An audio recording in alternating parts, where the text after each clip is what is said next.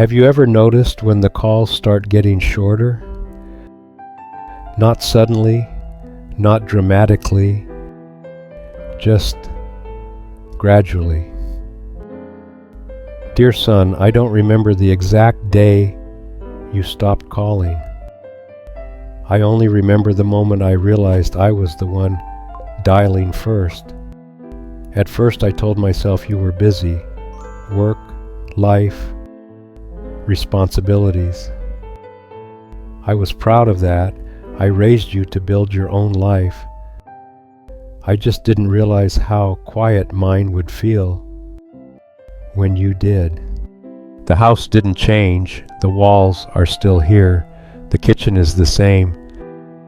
But sound changed. There's no door closing late at night.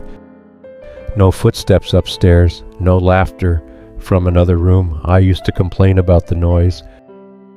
Now I miss it. Soft breath. It's strange how silence can feel heavier than chaos.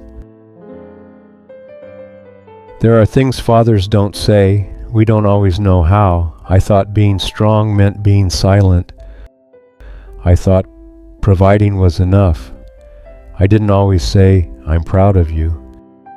Not because I wasn't, but because I assumed you knew. I assumed there would be time. Very soft. There is always time until there isn't. You grew into a man, and I realized something. Men don't always know how to talk to other men, even when one of them is their father. Maybe I taught you how to work hard, how to endure, how not to complain. But did I teach you how to open up? Or did I model silence so well that you mastered it? I regret the tone sometimes, the corrections instead of conversations, the lectures instead of listening. I wanted you to be prepared. I didn't realize preparation without connection can feel cold. Maybe you stopped calling not because you don't care, but because we never learned how to speak about what matters.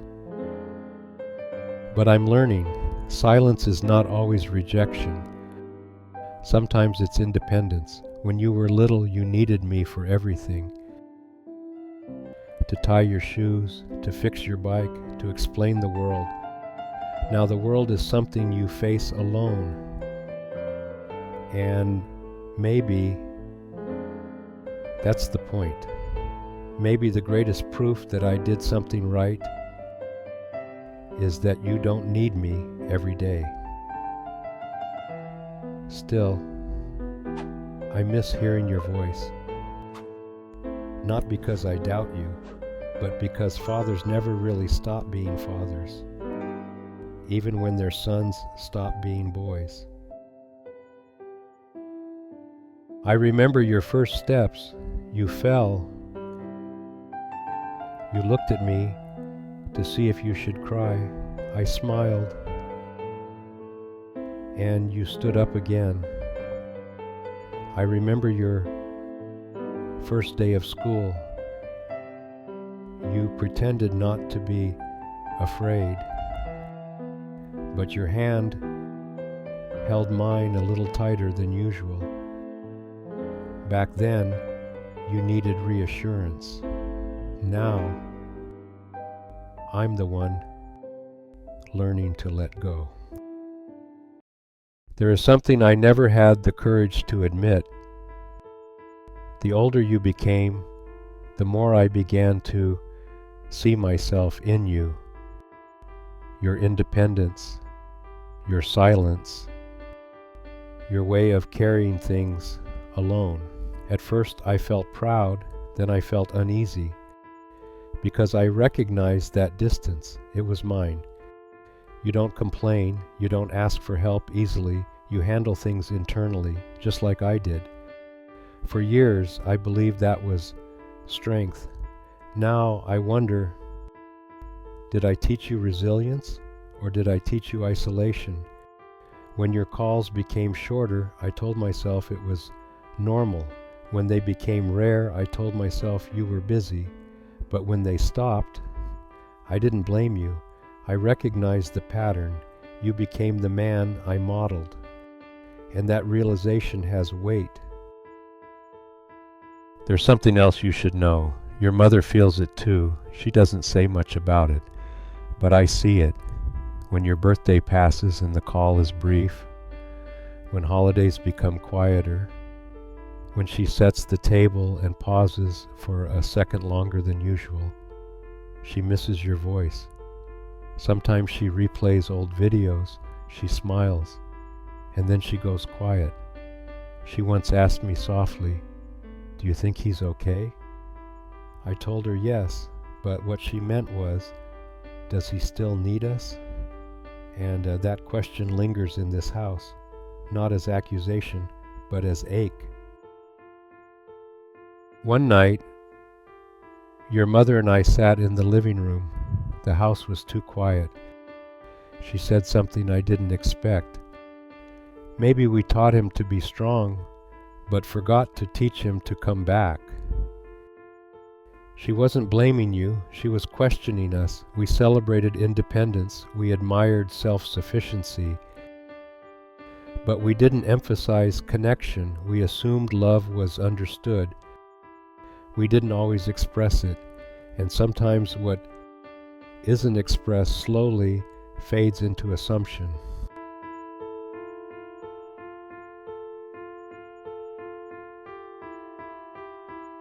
Part of me hopes you break this pattern, that you call without a reason, that you visit without an occasion, that you say what I struggle to say, not because I deserve it, but because you deserve something different.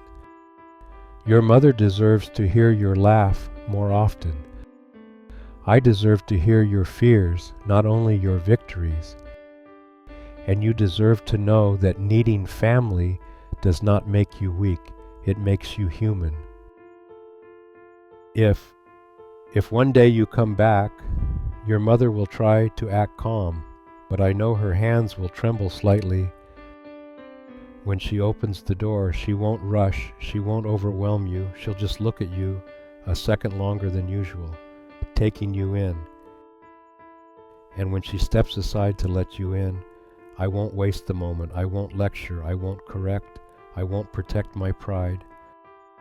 I'll ask how you truly are, and I will listen, because now I understand something I didn't before. Strength is not silence, leadership is not distance, and love is not implied. It is shown, it is spoken, it is lived. If we are given another chance, I won't miss it.